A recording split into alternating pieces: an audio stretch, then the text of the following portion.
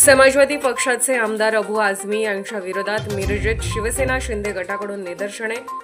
समाजवादी पक्षाचे आमदार अबू आझमी यांचा मंगळवारी मिरजेतील महाराणा प्रताप चौकात शिवसेना शिंदे गटाकडून निषेध व्यक्त करून जोडे मारो आंदोलन करण्यात आले। छत्रपती संभाजी महाराजांना 40 दिवस हालहाल करून क्रूर हत्या करणारा औरंगजेब हा उत्तम प्रशासक होता असं बेताल वक्तव्य करून छत्रपती संभाजी महाराजांचा अपमान करणारा आणि समस्त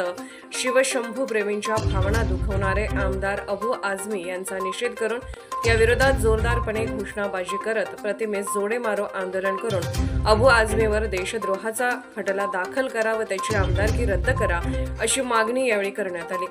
तसेच भविष्यात जर आमदार अबू आझमी सांगली जिल्ह्यात आले तर त्याला काळे फासल्याशिवाय राहणार नाही असा इशारा यावेळी शिवसेना शिंदे गटाकडून देण्यात आला। यावेळी शिवसेना एकनाथ शिंदे गटाचे मिरज शहर प्रमुख किरणसिंग राजपूत, गजानन मोरे, कोमल कवठेकर, संतोष झांबरे, आनंदसिंग राजपूत, यश पाटील, इंद्रजित राजपूत, सचिन हलकुंटे, रवी मोरे, किरण निकम हे उपस्थित होते।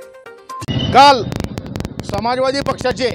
त्याला म्हणतात का अवघड ठरणार नाही अशा आमदारानं जो अबू आझमी यानं काल औरंगजेब चांगला माणूस होता, त्यांच्या काळामध्ये GDP भारताचा एवढा वर होता असं जे बोललं त्यांच्या विरोधात आज आम्ही शिवसेना मिरज शहर आमचे जिल्हा प्रमुख आनंदराव पवार व महेंद्रभाऊ चंडाळ यांच्या मार्गदर्शनाखाली आम्ही आज त्यांच्या पोस्टरला चप्पल मारो आंदोलन घेतलेलं आहे। अशा या अबू आझमीला मला एक सांगायचं आहे, महाराष्ट्रात जो चालून आला आणि ज्यानं आमचे छत्रपती संभाजी महाराजांचे अगदी क्रूररित्या हत्या केली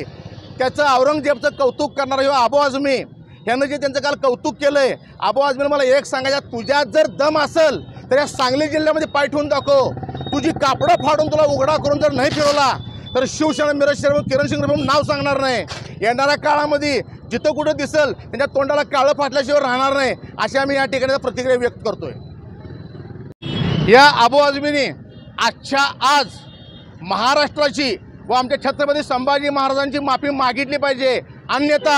आमचं पोलीस प्रशासनाला एक विनंती आहे की याच्यावर देशद्रोहाचा गुन्हा दाखल झाला पाहिजे तात्काळ।